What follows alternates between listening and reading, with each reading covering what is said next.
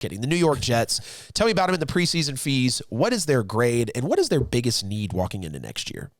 That's a hell of a loaded question. My preseason prediction on the Jets was 2-15 because I was not sold on Zach Wilson. I was absolutely not wrong. They went 4-13 because there was actually one more game in the season than there was the last season. But they're coming off a 2-14 season. They brought in Zach Wilson, who they were thinking was going to be the future, which if they tuned into Petty Sportz, they would have known. I told them that that's not who they should pick, but I ain't mad at the pick because we get to play them twice a year. So, I mean, they got 2 more wins than they did a season ago. Wilson, he has such a long way to go after throwing 9 touchdowns and 11 interceptions in 13 games. Like, that's terrible. I don't care how bad this team is. 9 touchdowns and 11 interceptions in 13 games. 2,300 yards. Don't forget that. 55% completion percentage and only 2,300 yards with a 69.7 passer rating. Like, this was the most underwhelming season for a number 2 overall draft pick. Just for the Jets players, fans, and everyone, they're absolutely getting an F. It was a bad move to pick him up. I mean, clearly, there were better quarterbacks available. We've seen people progress. I mean, if you're going to be in a situation where you've got a quarterback that you're not going to block for and you're not going to have weapons for, you should have at least drafted a mobile quarterback. You got a guy who throws 50-50 balls, and he don't have anybody to throw to. Right. We told you he was going to lead the league in interceptions, and per game, he was right up there. The only reason he didn't lead the league in the interceptions is because he didn't play all 17 games. He had Mike White.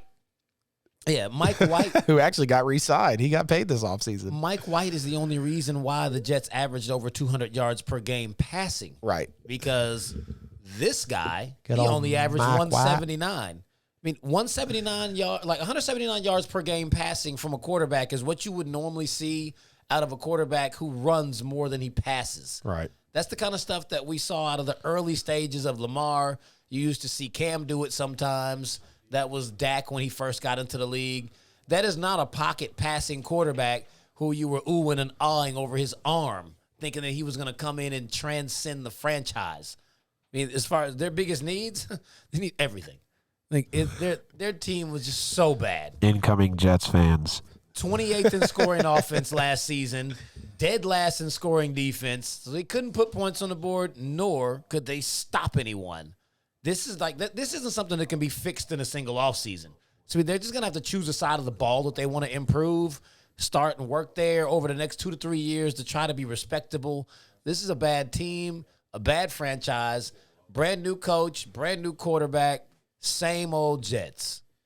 Yep. Grade for me for the New York Jets is definitely going to be an F. They don't have anything going right. The most I like about this team is Robert Saleh. He's clearly a great guy, awesome energy. We know what he did in San Francisco, but the big question is, does he have what it actually takes in order to lead this Jets team? And we understand picking Zach Wilson at number 2. Well, I don't understand picking Zach Wilson at number 2. I guess it's good for Justin Fields that he didn't fall into the arms of the New York Jets. But when you take a quarterback like Zach Wilson, who, like you've mentioned, fees, and like we broke down last year in the draft, that he throws 50-50 balls. He is not a guy that's going to really read your defense. 9 touchdowns, 11 picks, 55% completion. That does not scream. I don't even know if that screams backup quarterback in the NFL. I mean, seriously, he had the durability issues.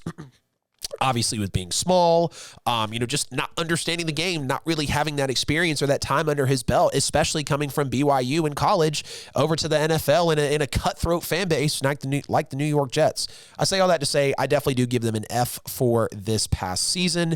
And in terms of needs for this team, after them going 4-13, franchise wide receiver 1 for sure. I would say a quarterback as well, but let me stick to the wide receiver 1 for a second. Jamison Crowder's out of the house now. He is playing for Buffalo. Jamison Crowder was a major highlight of that team. I want to say Elijah Moore is also playing for the Jets as well. A lot of people were hype about him coming in, but is he a franchise wide receiver 1? I don't really think so. And other pass catchers outside of that don't really, jump off the page to me. Don't really feel like they're going to be that much of a major impact for a team like the New York Jets. And defense as well. Like you mentioned, horrible on defense fees.